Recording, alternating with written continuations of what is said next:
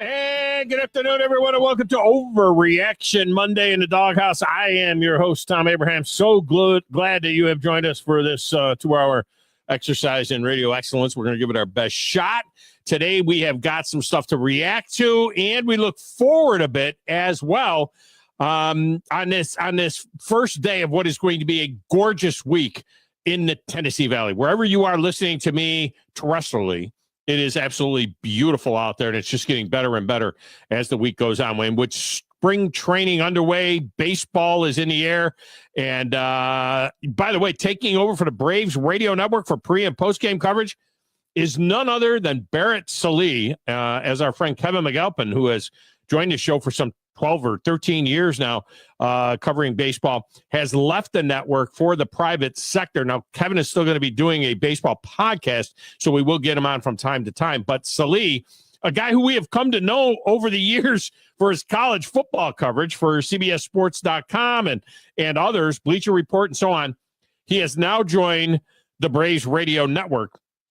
And he's coming up at the top of the one with a look at this season and the battles in spring training. Now, Barrett is still going to be covering college sports for Sirius Satellite Radio as well, hosting various shows there. So we'll get his take on all of that and where the Braves go from here. What are the battles that are going on? Their lineup is, I wouldn't say that their lineup is pretty much set. I mean, they're going to have a rotation in right field probably to, cover up for Ronald Acuna Jr., who will be out for another couple of months still. But we'll get into that with him, and then also that rotation as well as everybody waits for Spencer Strider to get right as well. So what does a rotation look like before then? I will say this. According to Vegas, the Braves are the favorites to win the NL East in terms of win totals. So there's that. 93 is their win total. It's higher than the Mets and the Phillies. So we'll get into all of that with Barrett, Sallee coming up a little bit later on. Also on the show today, the voice of the Crimson Tide, Chris Stewart, will join us at the bottom of this hour as Alabama has swept the season series from Kentucky for just the fourth time in history. And Nate Oates has done it twice. Now, Wimp Sanderson did it once. C.M. Newton did it once as well. But Nate Oates has done it twice, like in the last 4 years. So there's that as well. We welcome those of you that are watching on WZZN TV, which is our YouTube channel, and on X as well. You can check that out if you haven't yet, as well as our listeners on 97.7 ESPN, the app, and those listening over the air in Winchester, Tennessee, and ESPN Winchester. Sorry about we kind of jumped you a little bit. Sorry if you missed the open of the show, but you haven't missed anything yet. You haven't missed much yet. You haven't missed a little bit. All right, you missed a little bit, okay? But you really didn't miss much.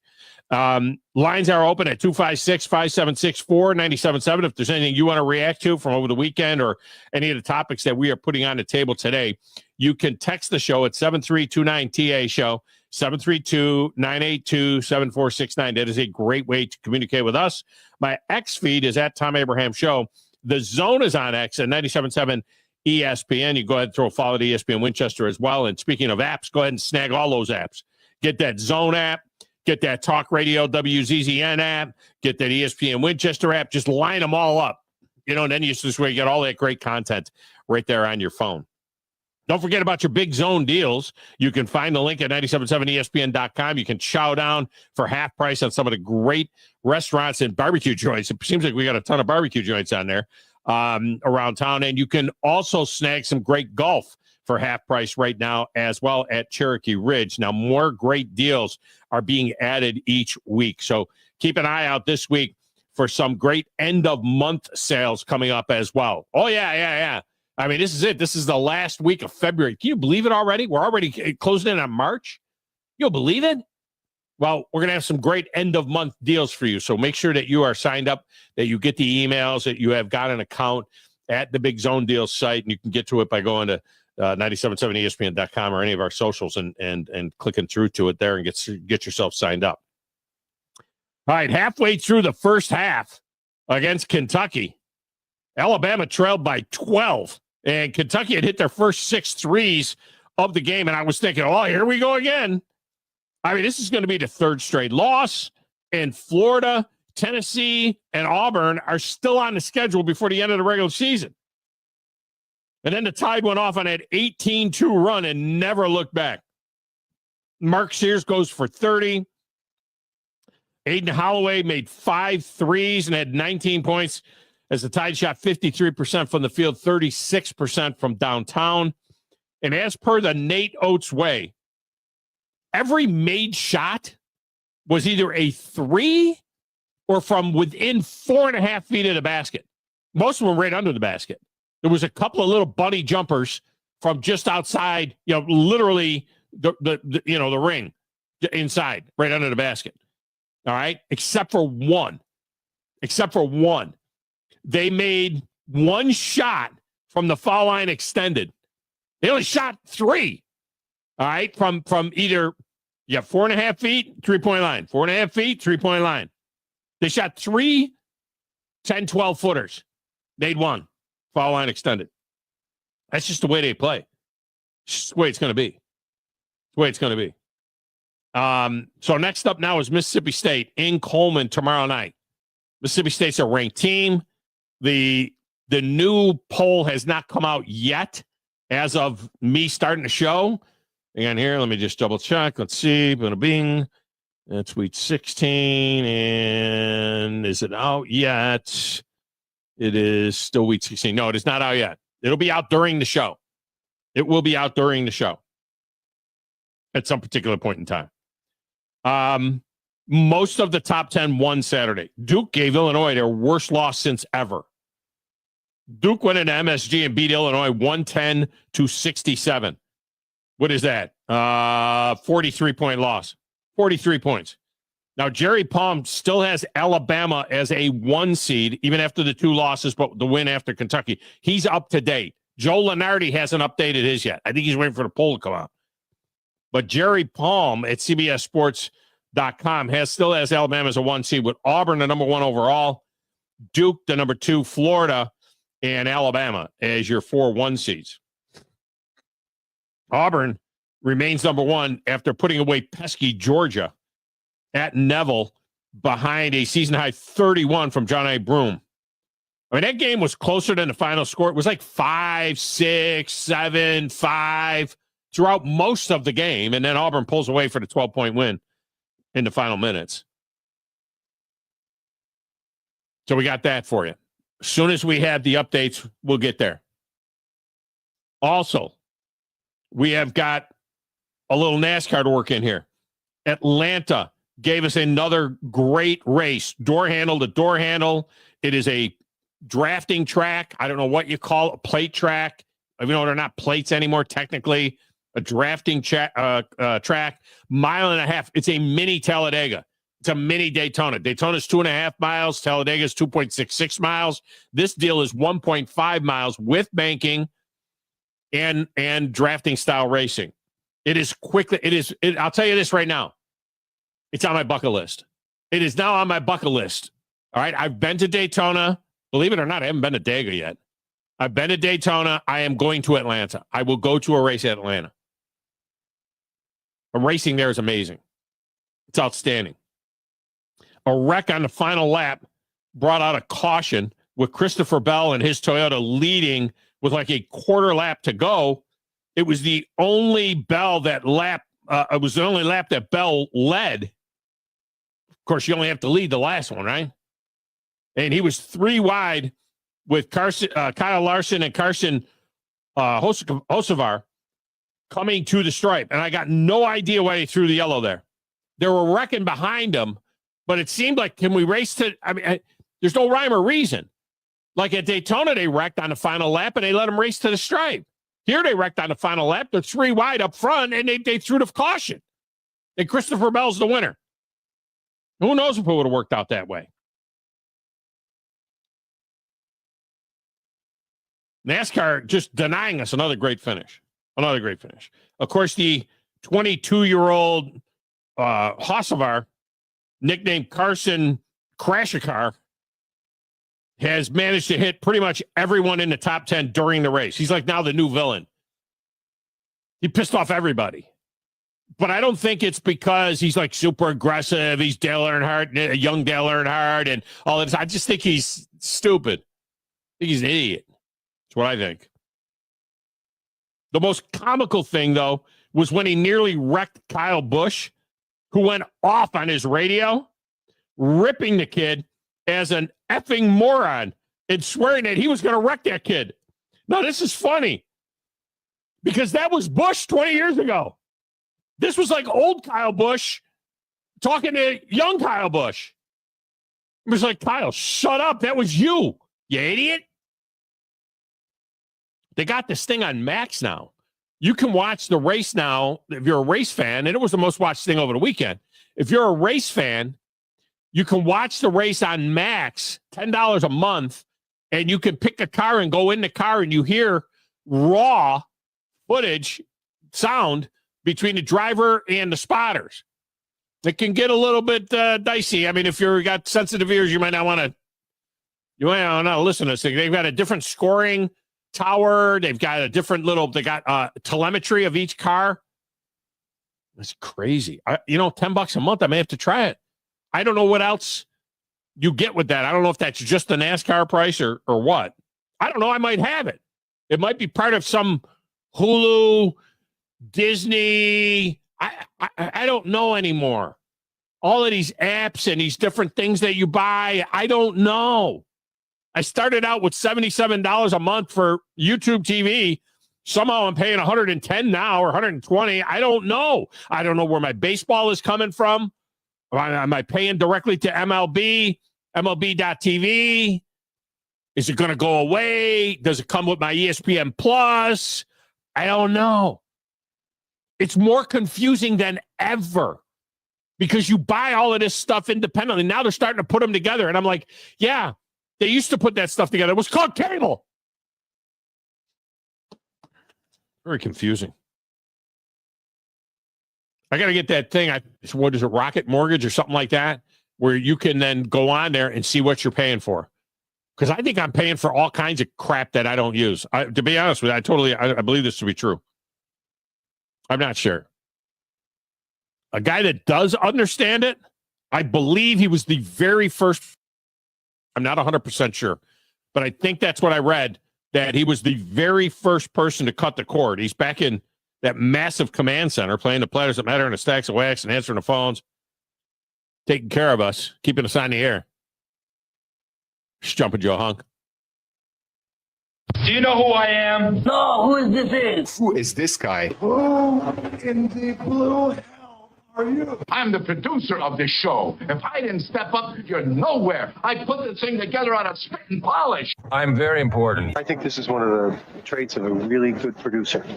Keep the talent happy. I don't like violence, Thom. I'm a businessman. You want to boo me? Fine. Keep your friends close, but your enemies closer.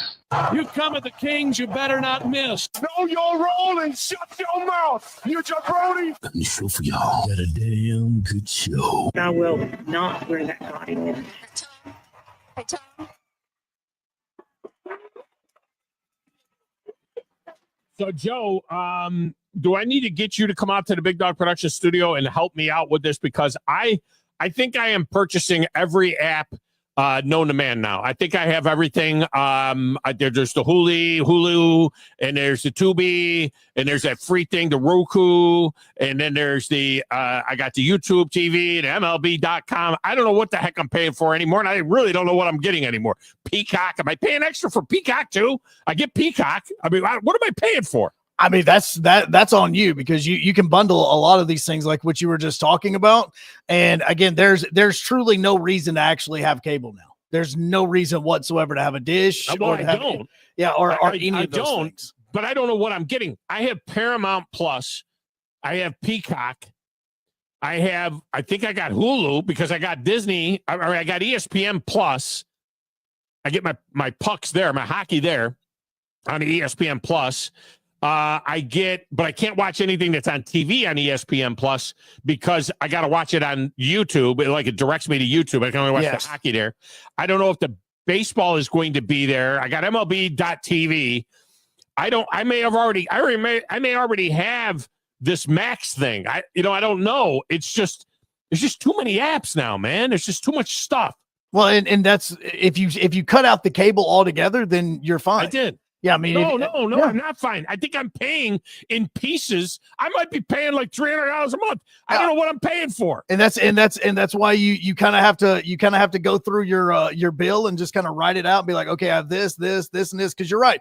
If you have Max, there's no reason for you to have cable because that's where you can get your NASCAR. If you same thing for if you have Peacock, if you have Paramount Plus, they're going to show you your local games, so you don't have to do it. If you want to watch the Sunday night football of that on YouTube, yeah, but if you don't have like a provider like YouTube TV, are you saying that you could buy Peacock or Max or Paramount individually and still get the game on CBS or ABC or that's what NBC? I do. Yeah, no, like the Sunday night game of the week. You got that illegal thing. Yeah, I got the illegal thing. But it was, Sunday night football. I always just watch it on Peacock. I don't have a cable. The reason why majority of sports fans have cable now is because of the ESPN properties. If it's not for the ESPN properties, then there is no reason whatsoever for a lot of us sports fans to even have that. So that's the reason why they try to keep with that. The moment that ESPN turns into your Peacocks, your Paramount Pluses, your Maxes, there is now no reason for a ton of people to have any sort of cable package whatsoever, because even now with your Bally / now it's FanDuel Sports, they're on Prime now. So you can pay through Prime and you get all of your sports now where you can watch your Braves and your Grizz and all those basketball teams and the Preds and everything like that. So there's no reason. You can't watch them on Prime though. Yeah. The deal that they literally made that deal like maybe a week or two ago. I have Prime. So if I already have, I know I'm paying for Prime. Right. I get that because I pay for Prime, so I get free shipping on the stuff that we buy every single day from Amazon.com. So I have Prime. So are you telling me that I'm going to get to watch a Braves game now? But you can pay for the FanDuel app. They want $18 a month for just the Braves. Something like that. That's crazy. It's for your whatever your local channels are for those two. But again, would you rather spend $18 or have to pay $130 just to get to the local channels?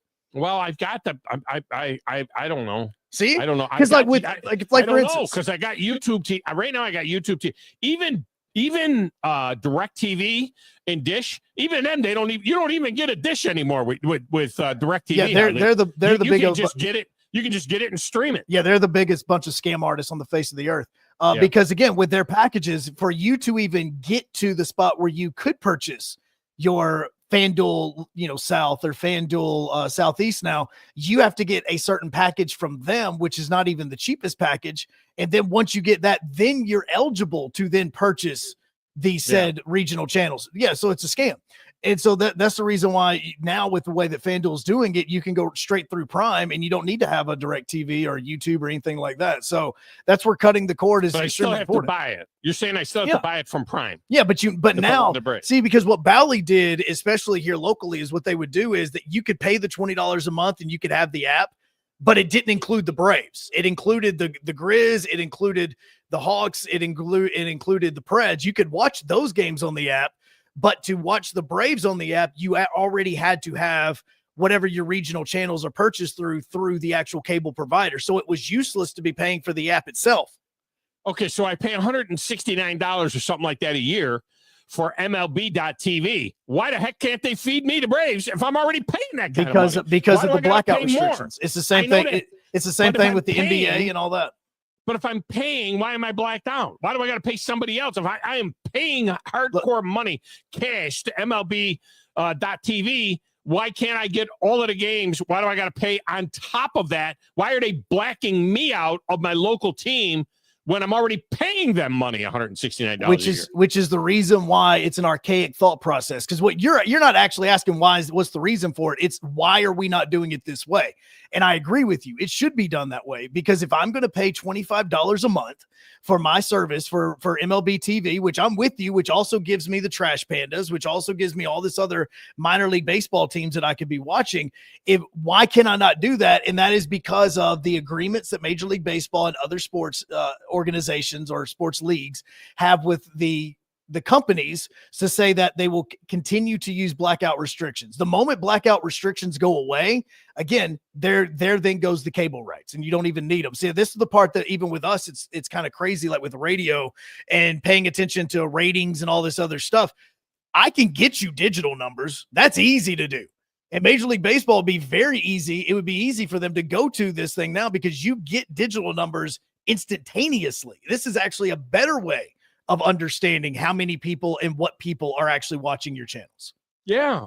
My question though is just a simple one. Once you decide to pay MLB for MLB.TV, I don't understand why you got to pay again to get the team that's closest to you. That's the thing that blows my mind. And is that I can't watch if the Yankees are playing the Cincinnati Reds. I mean, I live in Winchester, Tennessee. I live 5 or 6 hours from Cincinnati, right?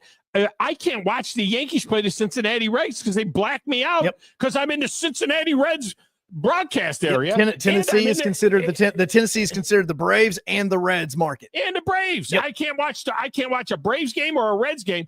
It'd take me 2.5 hours to get to the Braves game. It'd take me 5 hours to get to the Cincinnati game, and yet I'm blacked out. Well, what the heck are we doing here? It is an archaic way of thinking. And I honestly, as much as people want to bash Rob Manfred for what he did with ESPN, hopefully that is another step in the direction of saying, okay, this blackout restrictions, all of that stuff, let's go ahead and get rid of it, because now we actually have ways of keeping track of who and what are watching where, whether it is on MLB.TV, whether it is on DirecTV or YouTube, any way like that. We now can have an up to the second number that we can pay attention to because of the way streaming is in 2025.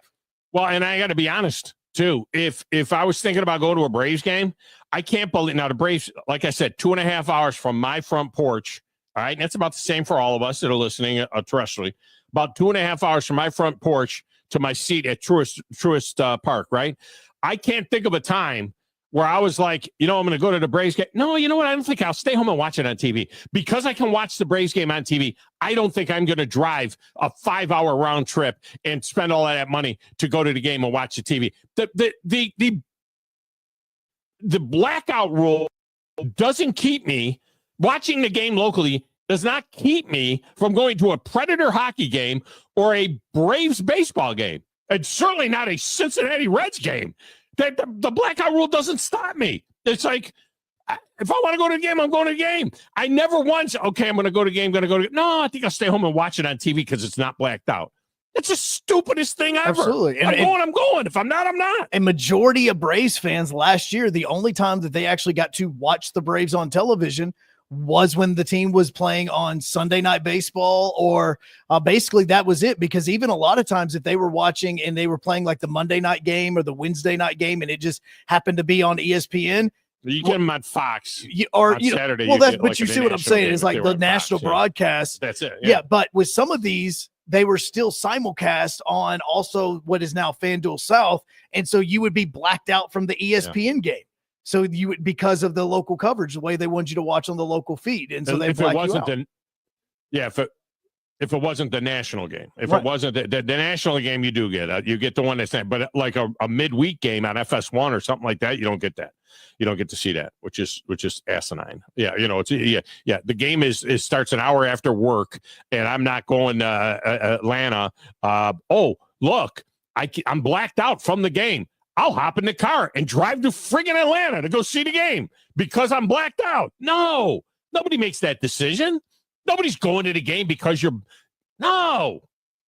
stupid. I don't even know if it is in Atlanta, in the cities where these games are. I don't know if that's the case, to be honest with you. Anyway. All right. One other note before we go to break. We lost 2 tremendous broadcasters over the weekend. At way too early age, both to cancer. You will know one of these names possibly, and you probably won't know the other one. The one that you don't know is one of the all-time great hockey voices, Mike Lange of the Pittsburgh Penguins. For years, he did the Pittsburgh Penguins games, and he was one of the best ever. I had him on the show a couple of times when I was in Nashville. Anytime Pittsburgh would come into Nashville, we get Mike Lange on the show. He was you know who had the hookup with him? It was I'm trying to think now. Who was it? I can't remember who it was. I had to hook up on him. Anyway, Mike Lang was just one of the best. He was one of the all-time best. Look up some calls from Mike Lang. He passed away, late last week. And over the weekend, we lost Al Troutwig. Mike Lang, by the way, was 76 years old. Over the weekend, we lost Al Troutwig. Al Troutwig was only 68 years old. Al Troutwig was only 4 years older than me, and he died of cancer. And, Joe, I'm sure that you would know Al Troutwig for his work, not only with Major League Baseball, locally in New York. He was a legend in New York, but he also did Olympic stuff. He did some major national stuff over the years. But Al Troutwig was outstanding as well. So Al Troutwig and Mike Lang both passing away since the last time we were on the show with you guys. So hate to see that happen. All right, we get a break. When we come back, we're going to go to Chris Stewart. He's joining us at the bottom of the hour, and we'll talk to him about Alabama's victory and what it means as the Tide still have a very, very difficult stretch coming up here before the end of the season. We'll do that next right here on a Monday edition of the Thom Abraham Show.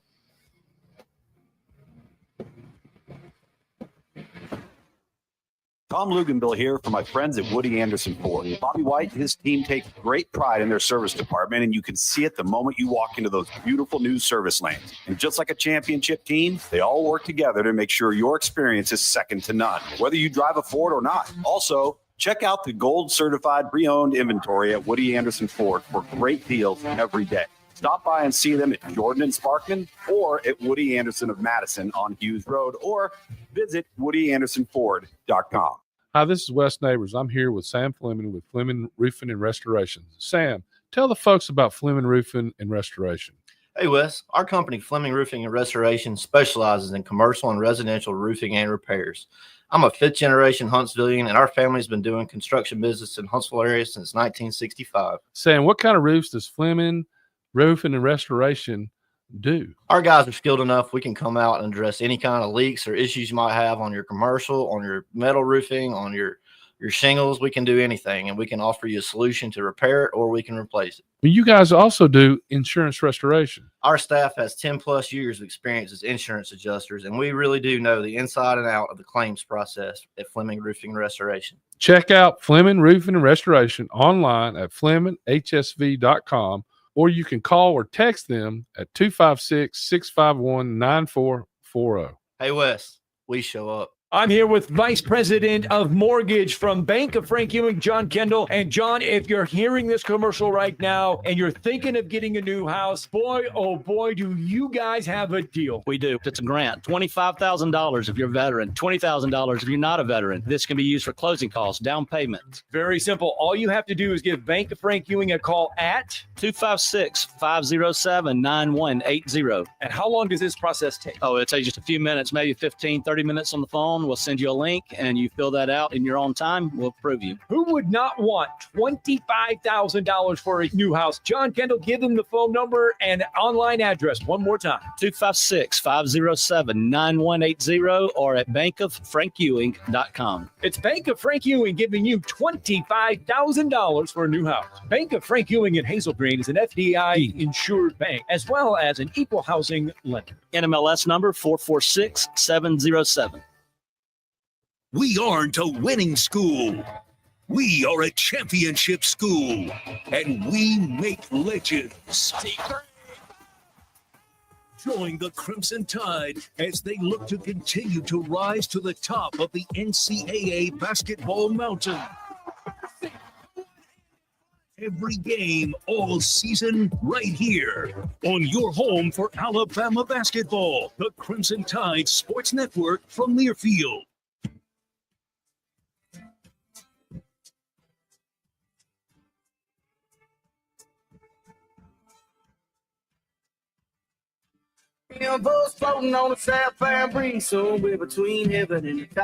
So while we were in that commercial break,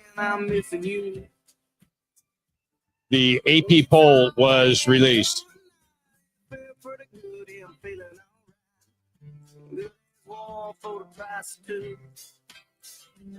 And Alabama has slipped to number 6 on that poll. Duke actually jumped Florida into the number 2 hole. Houston is 4. Tennessee is now in front of Alabama at 5. Then Alabama 6. Then the remarkable St. John's and Michigan State are at 7 and 8. And Kansas, by the way, which was preseason number 1, completely gone from the poll. Completely gone. This segment of the show is brought to you by the Orthopedic Center, where thousands of area residents have received world-class care from the Valley's most trusted and experienced group of orthopedic surgeons and medical specialists. They have 13 locations in the region, including in Fayetteville, Tennessee, for those of you listening in Tennessee. If you have an orthopedic problem and they're considering professional care, TOC is the only logical choice, whether it was work-related injury or you got side love. You need the best care, the best physicians, the best facility to get you back in the game, and I think you'll agree that the Orthopedic Center is right for you. All right, joining us now, the voice of the Crimson Tide. He's on the Neighbors Well Hotline. He is a longtime friend of the show. He is Chris Stewart. Chris, welcome back. How are you?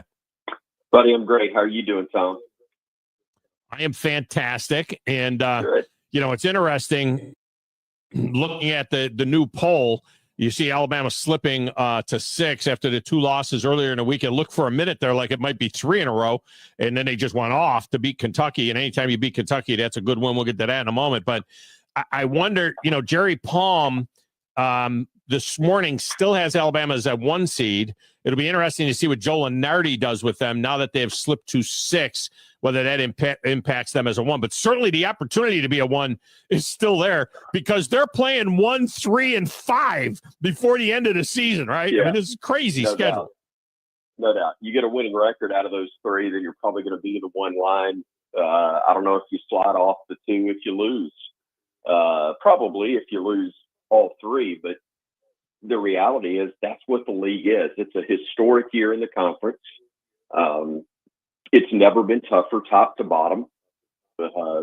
And it's amazing what's being done in the state. Auburn's clearly number 1 in the country and the best in the league so far. And, they have earned all the recognition that they're getting.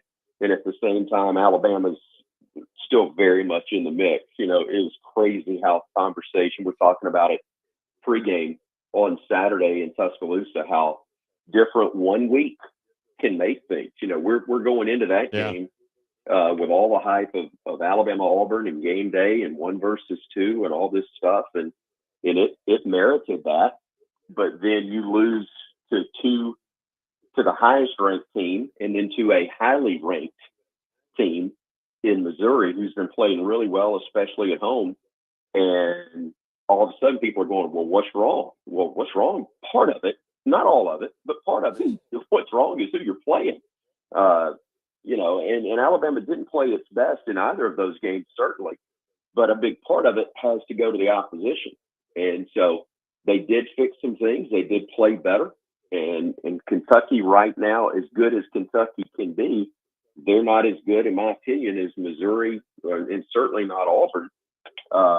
Doesn't mean they can't be on a specific night, but just overall right now, especially with them being a little bit shorthanded, they're not ordinarily what Kentucky is, certainly relative to the rest of the conference.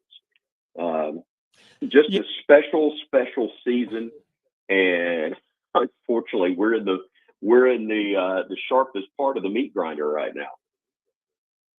Yeah, any win over Kentucky is a good win. I mean, there's no doubt about that. But you mentioned Missouri, and just to speak to that point about Missouri. So Missouri beats Alabama and then loses to Arkansas. They went up in the poll. I mean, they went up a spot. Yeah. They went from 15 to 14 in the poll, because they beat Alabama, even though they lost to Arkansas. Now Arkansas is playing their way into the conversation as well. It's going to be ridiculous to see 10, 12, and sometimes we've seen as many as 13 in the bracketology, from the SEC in the big tournament. I mean, it's absolutely ludicrous. And another 10 from the Big Ten. I mean, it's nuts. All this talk about the Big Ten and the SEC are running college football, and they are kind of running basketball right now too. Well, they are. And look, the SEC's been doing it in a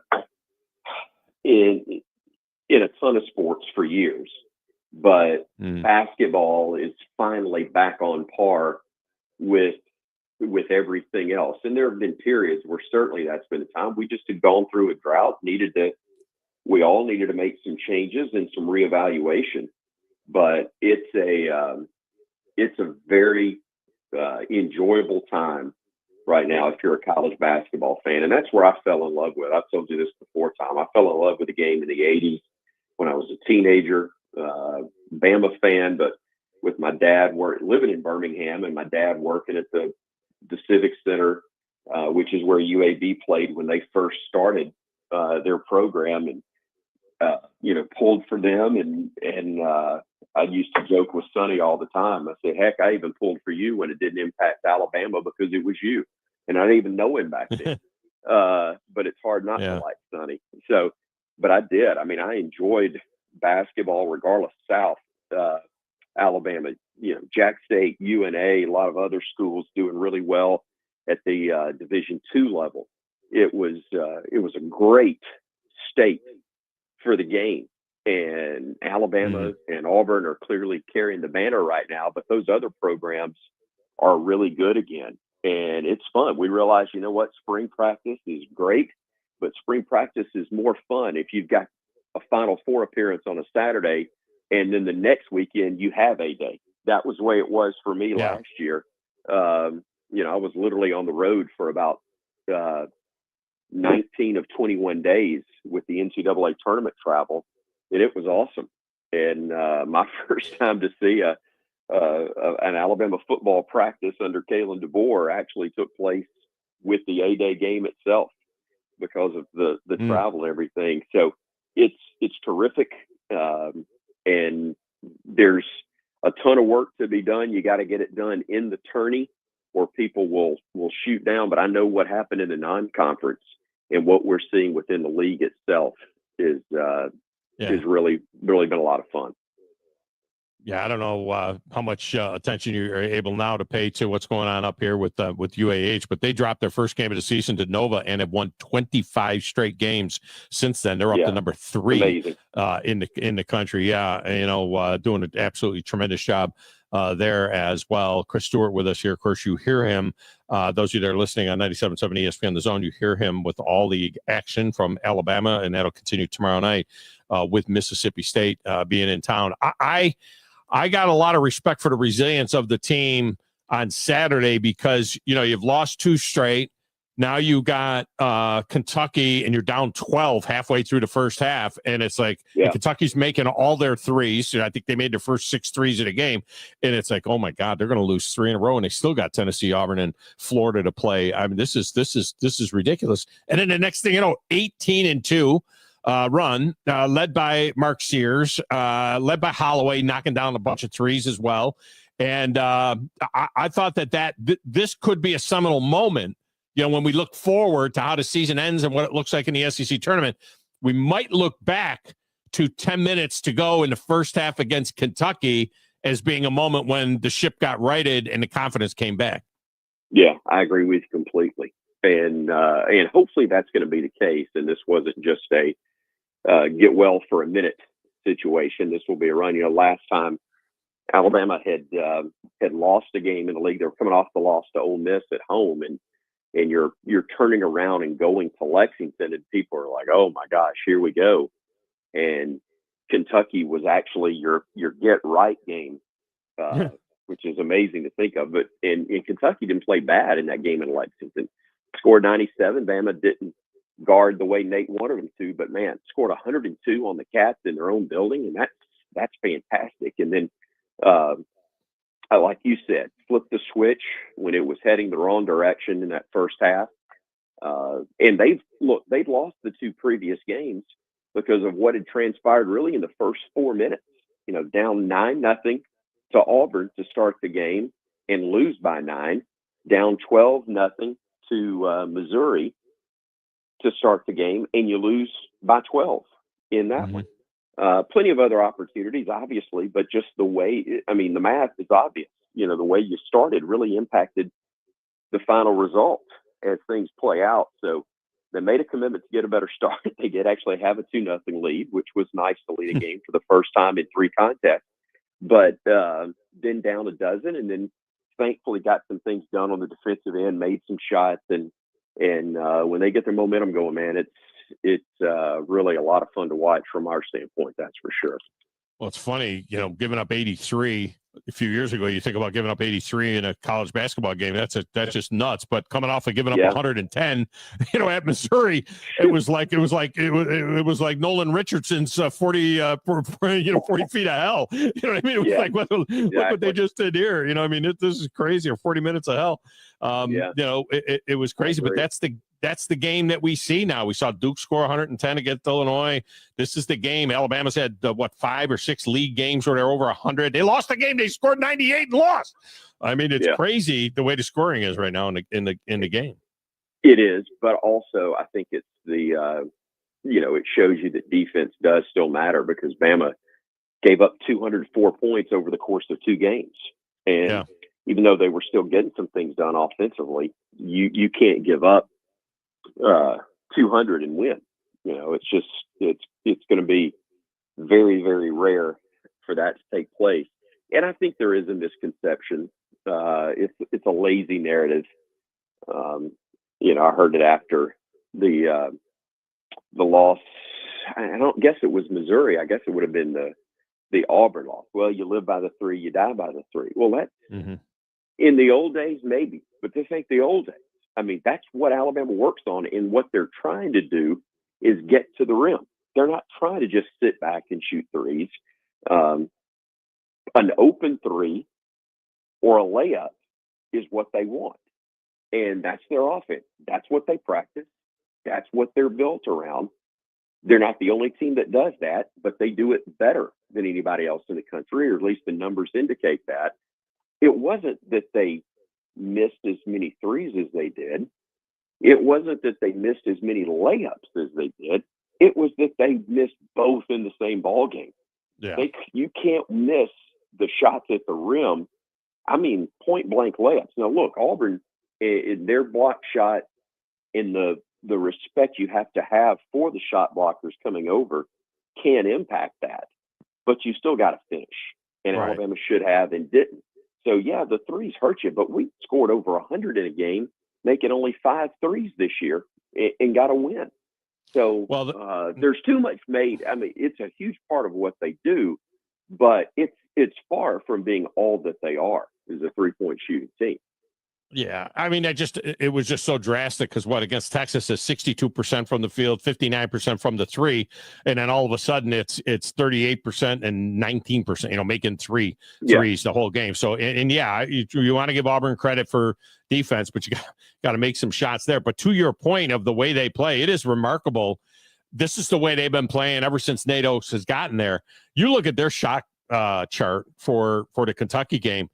They made one shot that wasn't a 3 or within 4 feet of the basket. Everything was within 4 feet of the basket. They had one foul line extended jumper that they made, and they only took 2, that were outside of, say, 4 feet or so from the rim that weren't threes, and it is just, I've never seen a shot chart that is so disparate in all of the Alabama games. You see it. Everything is from the arc or right under the basket, and everybody knows it, and they still can't stop it.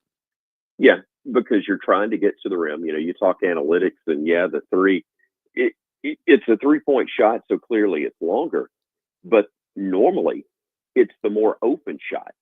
And look, part of the reason that Alabama, they've scored, but while they haven't been as good, they really missed. And I know how deep it is. We've talked about it. This is not an excuse. It's a reality, and it's why you're so thankful that you have the depth that you have. But you lose Latrell Reitzel, who not only was one of your highest percentage 3-point shooters, but also your best perimeter defender. And that's hurt. You also, thought you were going to get Houston Millett at the start of the year, another veteran guy who can shoot the eyes out of it and is a really tough defender. He's hurt. He's redshirting, or they're hoping to, because he's not able to go. And Darion Reed's another defender. Now, granted, a big-time scorer, but a freshman, was another McDonald's All-American on there who was having some real contributions. I think had a couple of starts. And then you lose him. So look, nobody's going to feel sorry for you because everybody's got players that they're without, and Bama's still got a ton of great ones. That being said, you're still trying. You go in thinking you're going to beat one type of team and have one type of look, and then when you don't have those pieces available to you, it takes a little while, and there's nowhere to get healthy quickly in the SEC. You just got to hang on for dear life. Chris Stewart with us here, the voice of the Crimson Tide, and talking some basketball. All right, Chris, before I let you go, it's in my contract that I have to ask one football question of every interview. I got to get one football. Shocked if you did. You know, and it's funny because you mentioned the A-Day and the tournament games and so on. I arrived in March of 2004 in the Tennessee Valley. My first assignment was to do a special pregame show from A-Day, and it was that day that Alabama was playing. Who it was in Oregon. They were playing UConn or somebody. They were playing out. What it was like an Elite Eight game. 04? It 04. UConn. It was UConn in the Elite Eight. Yeah, it was the 03-04 season. That was 22 years ago. It was my second season. So we bumped it. It's the group that I was with at that time. We bumped the Elite Eight game to a sister station so that we could carry the A game live. And this is BS before Saban. Okay. Yeah. This was Mike Julian. And we moved we're like, it's the Elite Eight game, but hey, this is A-Day. Now, having said that, we're seeing more and more coaches coming out and saying, yeah, no, I'm not going to do that. I'm not going to put, they come up with all these creative reasons as to why not to play an 8-day game. To me, it's the unlimited transfer rule. Why am I going to show my entire roster to everybody else in the country so they can pick through my roster and decide who they want, off of my 3 or 4 deep to come to their school? Do you think that that's something that could be in the future for Kalen DeBoer and Alabama? Do you think that we're getting near the end of the A-Day game run, which peaked, during the 92,000 that showed up for Saban's first one? And could we be getting to the point now where, we're not going to do this anymore. We're going to do like the NFL, do the OTAs and the camp type stuff, and we don't need to put this on TV. Tom, I could certainly see it. And I've never had this conversation with Coach DeBoer about it, but I would be a little surprised if that were to happen at Alabama because of the fact, just like you talked about, so much revolves around A-Day weekend at the university. And it's the game, yes, but there's so much, whether you're talking alums, whether you're talking the different colleges, with different events for their alumni. It's almost like a second homecoming, frankly. Mm-hmm. It's like a spring homecoming that takes place. People know when it is. It's a great time to come back on campus. There's a ton of things that are tied around it. So will there be a game necessarily? It was kind of a modified deal last year. I don't know that you'll have the traditional game type situation, but I think there will always be a time. I say always. I'll be surprised if there's not always a time where the University of Alabama has its football team on the field doing something with the band in the stands and the fans invited on a spring Saturday in Tuscaloosa. Could happen, but I will be surprised if that's the case. My friend, I think you're a bit of a romantic when it comes to that. I don't know if we're going to get it. I don't know if we're going to get it. Now, I'll say this. Give me a contract. Tell me that a kid has got to stay for 2 years. You know what I mean? Tell me that we get rid of unlimited transfer. Figure out a way to legally get back to you get one free transfer, and then after that you got to sit out. Is something. Which will probably have to involve some kind of collective bargaining to get that. You give me that, and I'm playing the game. But as a former coach, when I got kids that can leave at the drop of a hat, sometimes twice in the same year, I don't know if I want to show everybody my roster. I just don't know if I want to do it. Which is why I described it as I did. Is it a game anymore? No, maybe not. But is it the team coming out of the tunnel? Is it the team, on the field doing something football related? Probably so. Well, take it off the TV, or take it off TV. As long as it's not on TV, because the opponents. If they don't charge for it, an opponent can't show up for the game. If you were charging for it, from what I understand, if you're charging for it, anybody could send their scouts there to watch it. Wait a minute. You called me a romantic. Are you telling me that schools actually ain't doing that already? I think there was one that was pretty prominent that we discussed not too terribly long ago when that was happening in regular season games, for crying out loud. That's true. That's a whole nother story, but that is true. Yeah, you're right. Well, I appreciate you as always. Chris Stewart has been our guest, voice of the Crimson Tide. Thanks, Chris. You got it, man. Anytime. All right, thanks. Chris Stewart. We go back a long time. He said it was his second year. It was my first year, and it was his second year going there. He's not a Alabama alum. Of course, neither was Eli Gold. Eli Gold is from Brooklyn. Okay. Eli Gold's a big hockey guy. He loves doing hockey. Did the Predators for a year. Tried hard to get the Predators gig when they split it up. He thought he had an opportunity to maybe get the Predators gig that Willie Donick had, and then Willie Donick and Pete Weber flipped because Pete Weber wanted to be able to do, a Stanley Cup run by the team. I miss Pete Weber. Nothing against Willie Donick. I love Willie. Well, he's a baseball guy. I thought Pete Weber.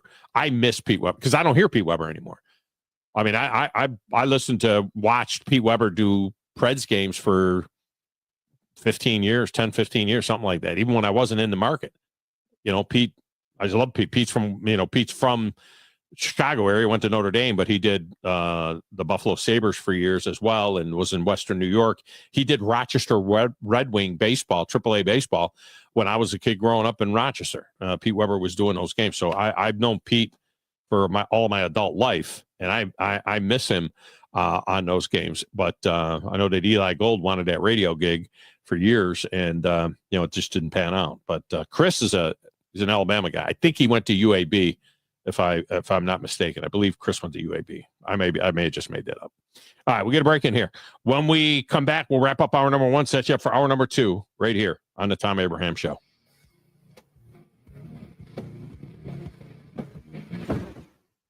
You're listening to the Thom Abraham Show with Joe Hunk on 97.7 ESPN The Zone.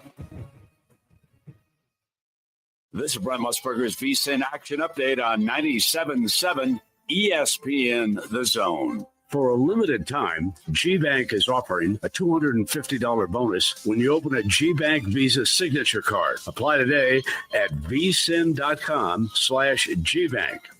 Braves visiting Sarasota today to meet the Orioles in Grapefruit League play. The Orioles are -130 favorite at Ed Smith Stadium. The Braves are +110 on the money line. College basketball today, North Alabama tied for first place with Lipscomb atop the Atlantic Sun Conference with a 12-4 league record, laying 11.5 points at Central Arkansas today, 145.5 the total. Lipscomb in action at Austin Peay. The Bisons laying 8.5 with a total of 142.5. Coming up tomorrow, Alabama hosting Mississippi State. The Crimson Tide 18-1 for the SEC regular season title. For more, go to VSIN.com. Mike Sennett, 97.7 ESPN The Zone. Conference USA is bringing its premier basketball event back to the Rocket City. Don't miss the 2025 Conference USA Basketball Championships, March 11th through the 15th at the VBC Probst Arena, featuring 20 men's and women's basketball teams playing 18 games with CUSA titles and NCAA automatic bids on the line. Find out who's going to be putting on their dancing shoes. Tickets as low as $40. Visit Ticketmaster.com today to experience Conference USA hoops in the Rocket City, March 11th through 15th. By now, you know about Eagle Masonry and Insulation, and maybe you know that Eagle also does landscaping and dirt work. But how about after paint work? Shower doors, shelving, and mirrors, all taken care of by Eagle, the same Eagle that takes care of all your masonry, insulation, and landscaping needs. Eagle brings the same level of expertise to all these disciplines, and they're ready to provide you with a free quote. The website is the same, insulatewitheagle.com, as is the phone number, 256-755-1556. Give them a call and see what Eagle can do for you. Eagle saves you time. Eagle saves you money. 1 in 3 adults in America. Let's talk about the X's and O's of family entertainment. Every parent in Alabama knows the importance of being able to draw up an activity that'll get you out of the house for a couple of hours. But it needs to be affordable. It needs to be family friendly. Above all, it needs to be fun. Now, let's talk about high school sports. Bang for your buck, school sports provide the perfect game plan for your family. You'll enjoy all of the drama and excitement competitive sports offer. You'll be supporting the future leaders of our community in a meaningful way. Best of all, you can take the entire family without breaking the bank. Heck, you won't even dent it. Now, enough chalk talk. Let's get out there and see what's playing at the high school in your community. School sports. Good for our kids, good for our community. This message presented by the Alabama High School Athletic Association and the Alabama High School Athletic Directors and Coaches Association.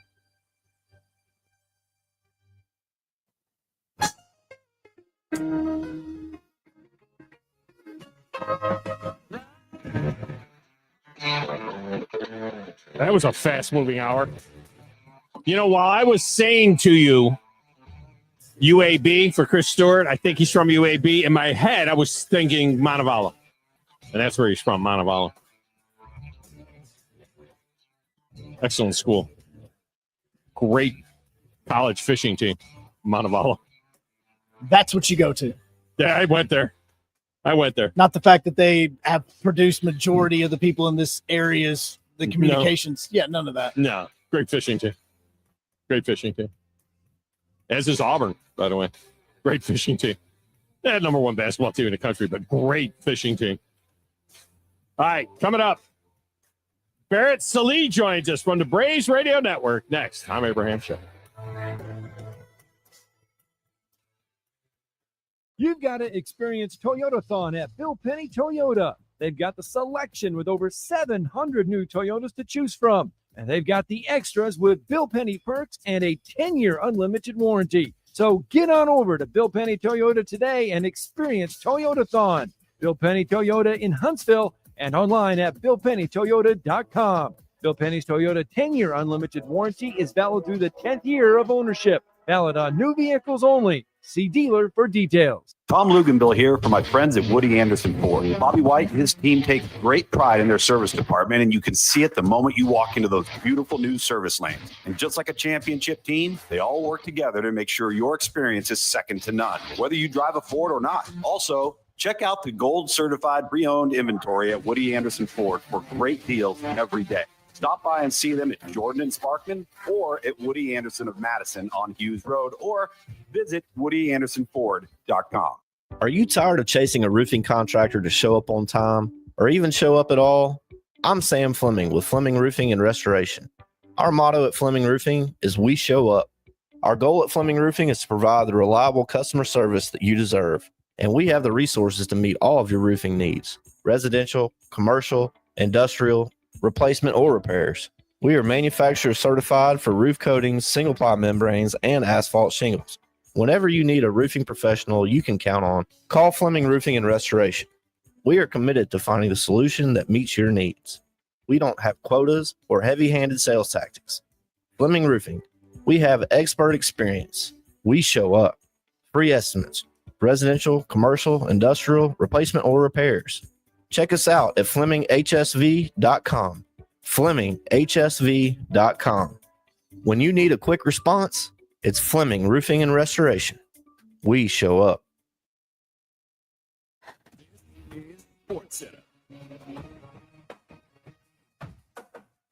Good morning. I'm Doug Brown. The Carolina Panthers will let veteran linebacker Shaq Thompson become a free agent after 10 years with the team. He was hoping to play his whole career there. Thompson played just 6 games total over the last 2 years with injuries. The Browns will cut starting safety Juan Thornhill. He struggled to stay healthy over the last 2 years after playing his first 4 seasons with the Chiefs. ESPN's Shams Charania reports 76ers center Joel Embiid will have more tests this week on his left knee. After those tests, Embiid and the team will consider treatment options. He had surgery on that knee a year ago, but has only played 19 games this season. The West leading Thunder host the Timberwolves tonight. Last night in Minneapolis, Shai Gilgeous-Alexander with 37 points, 8 rebounds, and 8 assists in a Thunder win. WCZN, Union Grove, Huntsville, Alabama. 97.7 ESPN, The Zone. Eagle Masonry and Insulation. It's right there in the name. Eagle is your one-stop shop for block, stone, or brickwork, monument signs, and outdoor kitchens and fireplaces. Eagle also offers the finest craftsmanship and insulation, including fiberglass or spray foam insulation, and of course, insulation removal. Philip Love and his team have years of experience, bringing the region the best in masonry and insulation services. For more information and a quote, visit insulatewitheagle.com or call 256-755-1556. Eagle saves you time. Eagle saves you money. Sometimes the coolest little gems are found a little off the beaten path, and that's exactly where you will find Hickory Store Barbecue. They are on Blake Bottom Road, just east of Jeff Road, and it's definitely worth the trip. The smokers are going on site daily, and they have the best smoked wings around. You'll love the fireplace and the covered patio, and best of all, Hickory Store Barbecue is locally owned and operated by the McAlpins. They even have rotating craft beer taps and live music weekly. Hickory Store Barbecue. Go see what you're missing. Blake Bottom Road in Monrovia. You'll thank me later. There's the phone and no one to answer. 256-576-4977. And as a result, we got many, many phone calls and letters. Give us a call on the Neighbors Wealth Management Hotline today. 97.7 ESPN, The Zone. You need to be more like a dog. Like what you guys are doing. You've got your fingertip on the pulse of your listeners. You guys know what they're talking about. Be a dog. God bless the show. You are the Messiah. We need more dogs. This is the best show on radio. The big dog, Thom Abraham, is here with you. So settle in and get your bark on. Now live, here he is, the big dog, Thom Abraham. How you doing? Look, I don't speak Spanish. I don't know how to say this, so I'm going to choose my words very carefully. I think you're a psycho. You know who I am? I mean, that guy sounds like Elmer Pearson farting into Miles Davis' trumpet. I guess I'm on here. Am I on? Can somebody respond? Get off my.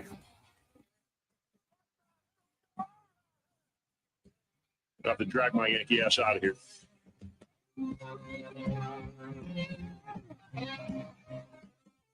And welcome back. Hour number 2 of the Thom Abraham Show. The segment of the show is brought to you by the award-winning service department of Woody Anderson Ford.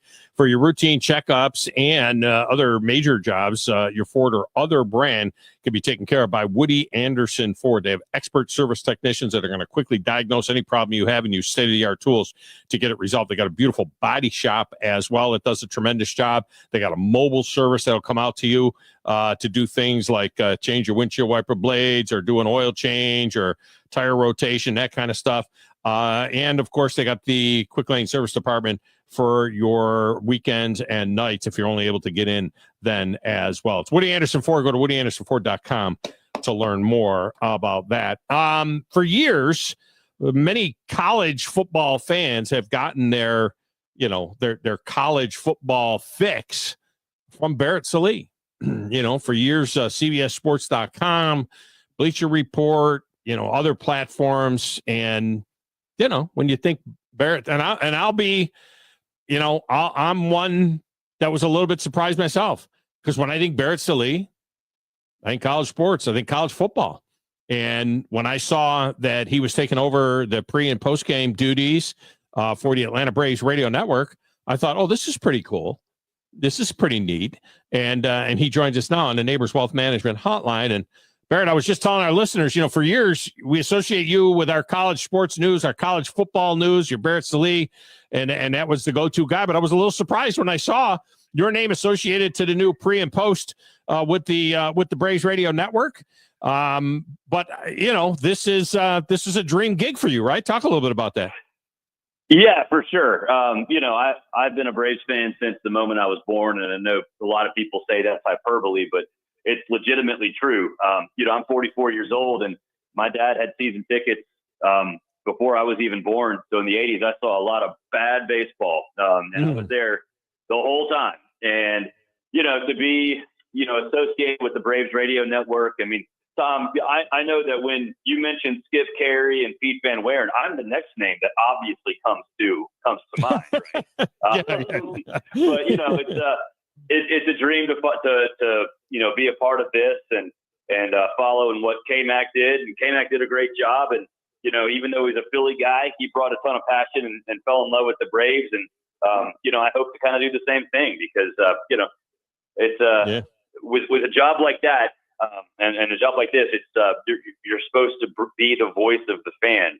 And that's what I'm going to try to do each and every day. And I'm excited, man. I'm excited. It's going to be a fun season, hopefully more entertaining than last year because even though they made the playoffs, I have never been more frustrated than I was last year with all the injuries. Yeah, it was frustrating. By the way, you mentioned Skip and of course Chip Carey. I don't know if you knew this or not, but here at our home station, we have the Rocket City Trash Pandas, the AA affiliate of the Angels, and Josh Carey, who is Chip's brother and Skip's son, is the voice of the Trash Pandas and does a tremendous job. So we kind of get a little Braves fix out of him every once in a while as well. I think I did know that. And the reason I say that is because this is a long story that you probably don't care about, but I ran in when I was like probably 25. I ran into Skip at the Atlanta Supercross with his grandson, who is now calling games for the Huntsville Rocket City Trash Pandas. Yeah. Yeah, that is, and of course they got another one that's doing the Oakland A's. And that kid's he doesn't even shave yet. I think. I mean, he's just a young pup. Another one. Hey, you know what? In a couple of years, he gets to live in Las Vegas, so that's not a bad gig. I guess that doesn't suck. Yeah, Barrett Sallee with us here. Now, the first question before we get to some Braves details is you're still doing some college sports stuff with, Sirius Satellite Radio and so on. Are we still going to get our Barrett Sallee fix of college football and things like that in the fall? As of now, no. With the radio station, it's going to be super busy for me, hopefully until the first week of November when we're celebrating at Truist Park and I get fitted for my World Series ring. But after that, usually for a job like this, you kind of have a teacher's schedule where you kind of get some time off. So, but if there's need for it, then I will do some work on the radio side with 680 The Fan. As of now, that's not the case, but I mean, Tom, you know how it is in this business. You see your contract, you see what you're asked to do, and then you do more of it because there's the responsibilities are more guidelines than rules, so to speak. Yeah, we certainly got a bunch of friends over there as well, starting right at the top with David Dickey and working our way down the list. And, Buck comes on the show all the time. Buck Ballou comes on with us a lot. And we just love it over there. And with you guys, that's for sure. By the way, you mentioned going all the way back to those days with the Braves. I'm a little bit older than you. And I tell people all the time that they get all excited when they see those Braves uniforms, the uniform from the 80s and all that. And that uniform represents the worst time ever. The Braves were 434. I went and looked it up. They had a 434 winning percentage wearing that gear for however many years they wore it. Whenever I see that gear, all I think is that was the worst time in Braves history. I'll take what they wear now. Same thing. I look at them like, okay, the color's cool. It's like when Ole Miss wears the baby blues. Yeah, right. It looks cool, but it brings back really bad memories. There's no bad memories when you're watching Braves baseball. Yeah, there is. But that's pretty bad. A little bit. Barrett Sallee with us here. All right, so let's talk a little bit about, obviously everyone is looking at the injury situation. Of course, Ronald Acuna Jr. and Spencer Strider are guys that you want to see back sooner than later. But it seems like with the expanded playoffs now, maybe not as much of a rush to get those guys back because, if they end up playing, 4 months out of the 6-month schedule, still in great shape to be a playoff team. Do you get that sense that they're not going to rush these guys back? Oh, for sure. The playoff setup is definitely the biggest part of that because, if we were pre-wild card era or just, wild card era in the late 90s, early 2000s, Ronald would be back now, right? Yeah. Because his last injury, his last ACL, it took him 9.5 months to get back, and that's 3 weeks from now, dating back to when he got hurt last time. So they're not going to rush them back. Ronald could play on opening day. He's not going to. He would be healthy enough. I think for Strider, it was a little different than a normal Tommy John surgery. He threw off the mound Friday to not live batters, but the batters standing in the batter's box, not swinging. So I think for him, since it's a little bit different with the normal Tommy John, and you have the playoff issue where you can take some time.